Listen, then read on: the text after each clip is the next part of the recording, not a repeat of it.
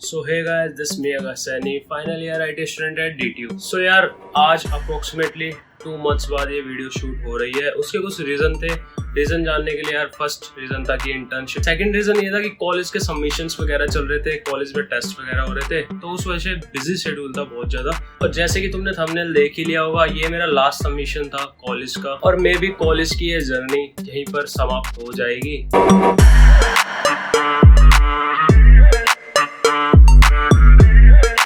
और आज की इस वीडियो में मोस्ट इम्पोर्टेंट मैं इंफॉर्मेशन तुम्हें शेयर करने वाला हूँ तुम्हारे साथ, जो कि बीटेक फाइनल ईयर में हमें बहुत ही नीड होती है उसकी, जो कि है माइनर और मेजर प्रोजेक्ट। बहुत लोगों को नहीं पता होता कि माइनर और मेजर प्रोजेक्ट क्या है, कैसे क्या करना है, तो आज की वीडियो पूरी उसी पर रहेगी। और यार आज की ये वीडियो ना 4 मोस्ट इम्पोर्टेंट पॉइंट पर मैं इस पर फोकस करूंगा और मैं अपनी सारी डिटेल आपको प्रोवाइड करूंगा। सारी इन्फॉर्मेशन इस वीडियो में जरूर मिल जाएगी आपको।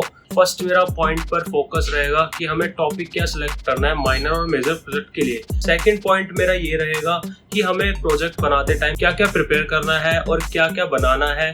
और थर्ड मेरा पॉइंट रहेगा जो कि मोस्ट इम्पोर्टेंट पॉइंट है, जो भी बीटेक कर रहे हैं फाइनल ईयर में है, और फाइनल ईयर में जैसे कि सबको पता है कि एक प्रोजेक्ट सबमिट करना होता है, तो थर्ड पॉइंट हमारा रहेगा पब्लिकेशन, कि हमें कहाँ पे पब्लिश करना है और कैसे करना होता है, क्या प्रोसीजर होता है। फोर्थ पॉइंट पे हम फोकस करेंगे कॉलेज में जब हमारी प्रेजेंटेशन होती है फाइनल प्रोजेक्ट की, फ्रॉम स्क्रैच में इसमें सब कुछ डिटेल आपको प्रोवाइड करने वाला हूँ कि मैंने कैसे कैसे क्या प्रिपेयर किया और क्या बनाया था, क्या टॉपिक था मेरा। फाइनल तुम्हारे भाई का पेपर एक्सेप्ट हो चुका है ICCE कॉन्फ्रेंस के अंदर, और कैसे मैंने अपना प्रोजेक्ट का वाइवा प्रेजेंटेशन वगैरह कॉलेज में सबमिट कराया था और वहां पर कैसे मैंने परफॉर्म किया था, तो सारी डिटेल इस वीडियो में मिल जाएगी। सो यार अब अपने फर्स्ट पॉइंट पर फोकस कर लेते हैं, जो कि है टॉपिक सिलेक्शन। तो माइनर और मेजर प्रोजेक्ट के लिए टॉपिक तुम कोई भी सिलेक्ट कर सकते हो। It's totally depends up to you कि आपको क्या पसंद है, जैसे कि ML, DL, वेब डेवलपमेंट, क्या चीज़ आपको अच्छी लगती है। मोस्टली प्रेफरेबल जो होता है वो होता है मशीन लर्निंग या डीप लर्निंग। क्यों होता है? क्योंकि यार हमारे सीनियर्स ने, जैसे कि मैं हूँ, मेरे सीनियर्स ने भी मेरे को यही गाइड किया था कि मशीन लर्निंग और डीप लर्निंग पर ही फोकस करना और उसी पर माइनर और मेजर प्रोजेक्ट देना, बिकॉज यार ये ना थोड़ा ईजी होता है मशीन लर्निंग और डीप लर्निंग के प्रोजेक्ट को किसी कॉन्फ्रेंस या जर्नल में एक्सेप्ट कराना या पब्लिश कराना कंपेयर टू वेब डेवलपमेंट। तो यार मोस्टली स्टूडेंट्स क्या करते हैं, लगभग 80% स्टूडेंट्स जो होते हैं वो मशीन लर्निंग या डीप लर्निंग पर ही माइनर और मेजर प्रोजेक्ट अपना प्रिपेयर करते हैं और उसको एक्सेप्ट कराते हैं और पब्लिश कराते हैं। सो यार अब बात कर लेते हैं कि तुम्हारे भाई ने क्या टॉपिक सेलेक्ट किया था अपने टाइम पर। तो यार मैंने एक टॉपिक सेलेक्ट किया था जो कि था लोन अप्रूवल प्रेडिक्शन। जैसे कि यार ये पीछे फाइल दिख रही होगी, वो भी उसी की है, और ये फाइल है फाइनल मेजर प्रोजेक्ट की, ठीक है। तो इसके बारे में मैं एक छोटी सी क्लिप डालूंगा कि हमने कैसे कैसे कौन कौन सी फाइल बनवाई थी अपने टाइम पे, जो कि आपको बहुत हेल्पफुल होगी आपके टाइम पर। अब मैं अपने टॉपिक से रिलेटेड एक छोटी सी स्टोरी सुना देता हूँ तुम्हें। जो यार मेरा टॉपिक था लोन अप्रूवल प्रेडिक्शन या लोन रिपेमेंट प्रेडिक्शन, ये हमने सेकेंड ईयर से स्टार्ट किया था और लगभग 4th ईयर तक हमने 6 से 7 टाइम इसी को सबमिट किया था, अलग अलग सेमेस्टर के अंदर, अलग अलग सब्जेक्ट्स के अंदर। तो यार एक प्रोजेक्ट बनाओ, उसी पर फोकस करो और उसको थोड़ा थोड़ा इम्प्लीमेंट करते हुए आगे तक उसको ऐसा बना लो कि फाइनल ईयर में तुम्हारा वही एक्सेप्ट हो जाए। इससे तुम्हारा क्या फायदा होगा कि तुम्हें ना डिफरेंट प्रोजेक्ट्स पे अपना दिमाग नहीं लगाना पड़ेगा, और डिफरेंट प्रोजेक्ट्स पे अगर तुम काम करोगे उससे तुम्हारी एक्यूरेसी इंक्रीज होगी, बट उससे तुम्हारा टाइम भी वेस्ट होगा। जैसे कि तुम्हारे भाई को ML और डीप लर्निंग वगैरह में ज्यादा इंटरेस्ट नहीं था, वेब डेवलपमेंट में था, तो इसलिए मेरा मन नहीं करता था इस टाइप के प्रोजेक्ट्स वगैरह प्रिपेयर करने का। तो इसलिए मैंने एक टॉपिक सेलेक्ट किया सेकंड ईयर में, वो भी किसी दोस्त से लिया था मैंने। सारा सब कुछ कोड वगैरह ले लिया, उसके बाद थोड़ा थोड़ा इंप्लीमेंट करते गए उसको, उसकी एक्यूरेसी थोड़ी अच्छी करते गए, धीरे धीरे वो फाइनली फाइनल ईयर में एक्सेप्ट हो गया। और यार सबके मन में एक डाउट जरूर होता है कि सैनी भैया माइनर मेजर प्रोजेक्ट में कौन से टॉपिक हम दे सकते हैं। भाई तुम कोई भी टॉपिक दे सकते हो जो तुमने सेकंड ईयर या फर्स्ट ईयर या तुमने कभी भी अपना प्रिपेयर किया हो। माइनर और मेजर प्रोजेक्ट में भी तुम सेम टॉपिक दे सकते हो। जैसे कि तुम्हारे भाई ने सेकंड ईयर से एक ही टॉपिक चूज किया, लोन अप्रूवल प्रेडिक्शन, और उसको माइनर में भी चलाया और उसको मेजर में भी चलाया। अब मैं तुम्हें यार एक छोटी सी ट्रिक बताने जा रहा हूँ, ये चीजें सबके साथ शेयर नहीं करी जाती। मेरा प्रोजेक्ट जैसे कि फुल रेडी था, सेकंड ईयर से मैं थोड़ा थोड़ा इंप्लीमेंट करता हुआ आ रहा था अपने पार्टनर के साथ। अब मेरा टॉपिक फुल रेडी था, तो मैंने माइनर में क्या किया, माइनर में मैंने उसको हाफ दिखाया और बाकी काम मैंने फ्यूचर वर्क में डाल दिया, मतलब मेजर के लिए डाल दिया, मेजर प्रोजेक्ट में फिर मैंने उसको पूरा दिखा दिया। ठीक है, तो ये तुम कर सकते हो क्लेवरनेस।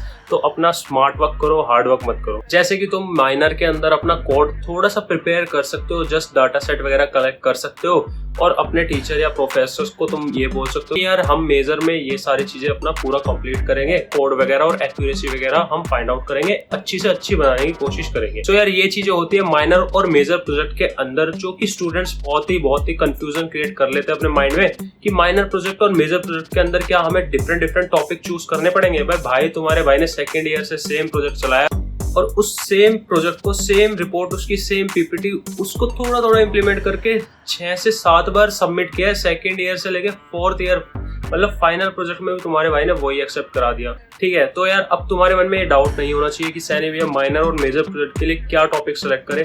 कुछ भी सेलेक्ट करो यार, माइनर में कम दिखाओ उस टॉपिक को, मेजर में उसी टॉपिक को फुल कर लो और उसको सबमिट करवा दो, बस खत्म बात। अब अपने सेकंड पॉइंट पर फोकस कर लेते हैं, जो कि है प्रोजेक्ट मेकिंग।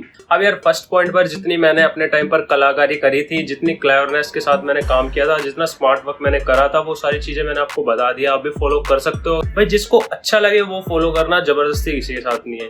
अब सेकंड पॉइंट है प्रोजेक्ट मेकिंग। अब प्रोजेक्ट मेकिंग के लिए मैंने मशीन लर्निंग और डीप लर्निंग में से कोई टॉपिक चूज कर लिया, जैसे कि लोन अप्रूवल प्रेडिक्शन चूज कर लिया मैंने टॉपिक।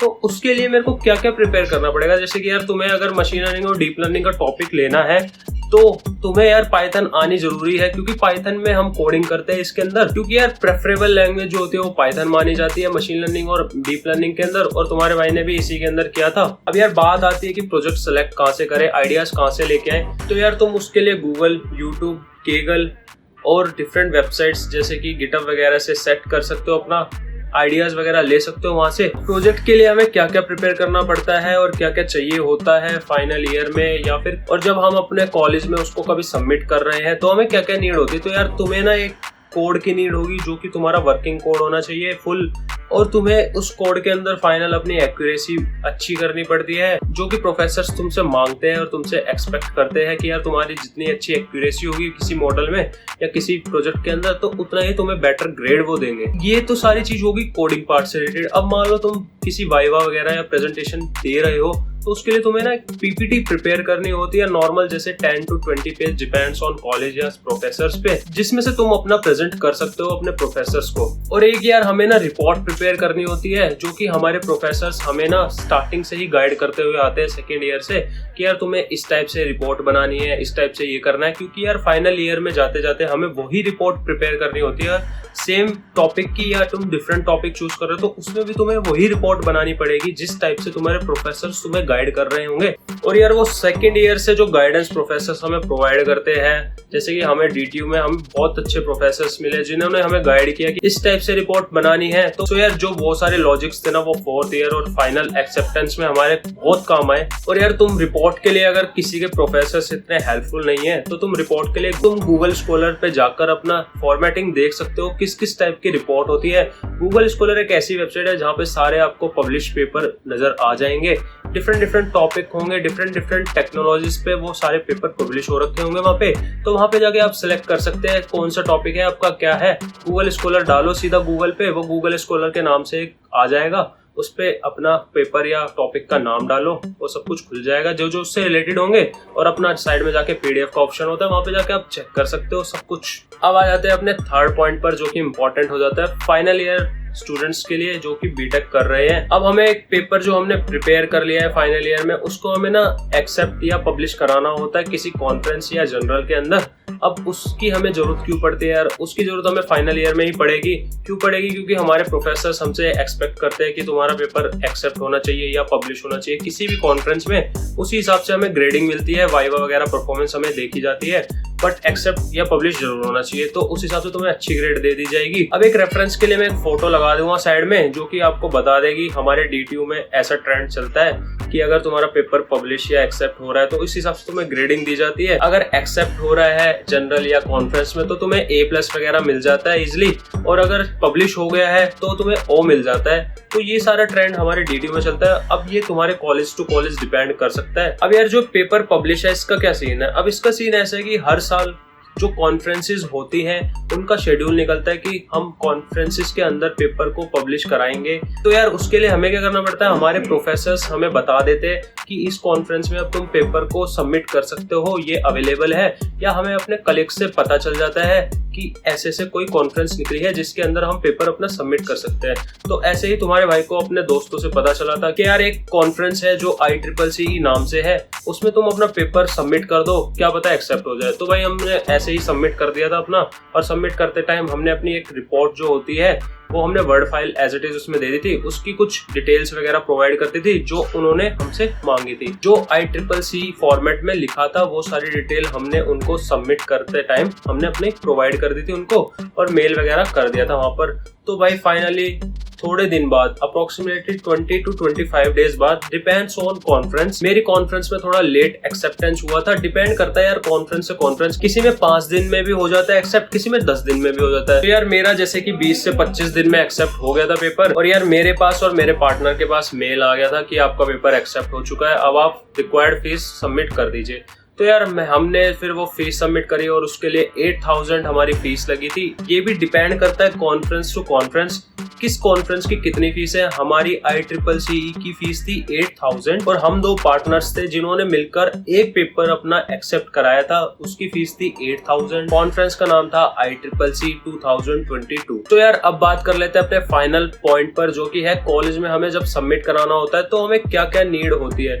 तो यार मैं एक छोटी सी क्लिप डाल देता हूँ, ये तुम्हारे भाई ने प्रिपेयर किया था। हमारे जो कॉलेज से ऑर्डर आए थे कि यार तुम्हें इस टाइप की फाइल या लैब बनवानी है या प्रिपेयर करवानी है, वो तुम्हारी सबमिट होगी कॉलेज में। अब ये भी डिपेंड करता है कॉलेज टू कॉलेज कि तुम्हें किस टाइप की फाइल बनवा रहे हैं। तो हमारे DTU में हमें ये वाली फाइल के लिए बोला था, तो हमने ये वाली फाइल बनवाई थी। तो ये छोटी सी क्लिप देख लो, साइड में आ रही होगी, और इसके साथ साथ हम चलते हैं आगे। तो यार 5 मई 2022 को हमारा फाइनल कॉल आया कॉलेज की तरफ से कि हमें अपनी प्रेजेंटेशन देनी है या हमें अपना वाइवा और प्रेजेंटेशन को वहाँ पे सबमिट कराना है फाइल के साथ। तो यार हम गए वहाँ पर, मैं और मेरा पार्टनर अमितोष सिंह, हम दोनों गए वहाँ पर कॉलेज पे। हमने वहाँ पे अपना फाइल वगैरह सबमिट कराई पहले तो, उसके बाद हम एक हॉल के अंदर एंट्री ली हमने। तो एक मिनी हॉल टाइप था जिसको हम मीटिंग रूम वगैरह भी बोल सकते। उसमें यार हमारे प्रोफेसर बैठे थे जो कि जिसके अंडर हमने काम किया था। अब यार ये जो मेजर प्रोजेक्ट है इसके लिए हमारे कॉलेज में 2 पैनल बैठे थे। पैनल का मतलब है एक पैनल के अंदर 2 या 2 से ज्यादा प्रोफेसर हो सकते हैं। जैसे कि मान लो एक यहाँ बैठा है और एक यहाँ बैठा है, और तुम सामने जाके अपनी प्रेजेंटेशन दे रहे हो उनको, तो इसी को बोल देते हैं हम पैनल बैठा है। तो यार हमारे पैनल के अंदर 2 प्रोफेसर बैठे थे, एक तो हमारा ही प्रोफेसर बैठे थे जिनके अंडर हमने मेजर प्रोजेक्ट का काम किया था, और यार एक अनदर प्रोफेसर भी बैठे थे जो कि सेम डिपार्टमेंट से हो सकते हैं। तो यार हमने जैसे ही एंट्री ली, वो एक मिनी हॉल टाइप था, उसको बोल सकते हैं मीटिंग रूम। साइडों में टेबल थी और साइडों में चेयर्स लगी हुई थी। तो हमारे 2 प्रोफेसर सामने बैठे थे, हमने अंदर एंट्री ली और उन्होंने हमसे सब कुछ डिटेल ली, जैसे कि तुम्हारा पेपर पब्लिश हुआ है या एक्सेप्ट हुआ है। तो हमने उनको दिखाया, मेल वगैरह चेक करवाई, स्क्रीनशॉट्स वगैरह दिखाए उनको, और जिस कॉन्फ्रेंस ने हमारा पेपर एक्सेप्ट करा है उसका स्कोपस इंडेक्स क्या है। तो ये चीजें बहुत मैटर कर जाती है लास्ट में जाके। तो यार तुम्हें सारी डिटेल प्रोवाइड करनी होती है अपने प्रोफेसर्स को। उसके बाद एज यूजुअल जैसे कि प्रेजेंटेशन हम देते हैं, हमने स्टार्ट किया और हमारी एंड हो गई। और साथ के साथ हमारे जो प्रोफेसर्स थे उन्होंने हमसे थोड़े थोड़े क्वेश्चंस किए, वो हमने साथ साथ बता दिए। 1-2 क्वेश्चंस में अटक भी सकते हो, कोई दिक्कत नहीं है ऐसी। तो भाई ये सारी चीजें मैंने सारी डिटेल में बता दी, और इसी के साथ साथ हमने अपना प्रोजेक्ट वहाँ पे सबमिट कर दिया फाइनल। और यार जो ये 2 कॉपीज होती है, जो स्पाइरल वाली होती है, सिंपल वाली, ये वाली, इनकी हमें ज्यादा कोई नीड नहीं होती। ये जस्ट प्रोफेसर्स हमसे इसलिए बनवाते हैं ताकि हमें याद रहे कि हमने फाइनल ईयर में अपना क्या प्रिपेयर किया था और क्या सबमिट किया था, और ये हमें अपने घर लेके आनी होती है। सो यार इस वीडियो में मैंने सारी डिटेल, सारी कलाकारी जो मैंने अपने टाइम पर करी थी वो तुम भी फॉलो कर सकते हो अगर तुम्हें अच्छी लगे तो यार मैंने सब कुछ प्रोवाइड कर दिया तुम्हें। होप आपको ये अच्छा लगा होगा। सो यार अब मिलते हैं नेक्स्ट वीडियो पे। एज यूजुअल नेक्स्ट वीडियो किस पे आएगी? नेक्स्ट वीडियो आएगी जो कमेंट में मेरे को दिखेगा। सो यार आप कमेंट करके अपना टॉपिक बता सकते हैं, उसी पे तुम्हारा भाई पक्का वीडियो बनाएगा। सो यार अब मिलते हैं नेक्स्ट वीडियो में। So till then bye, Tata.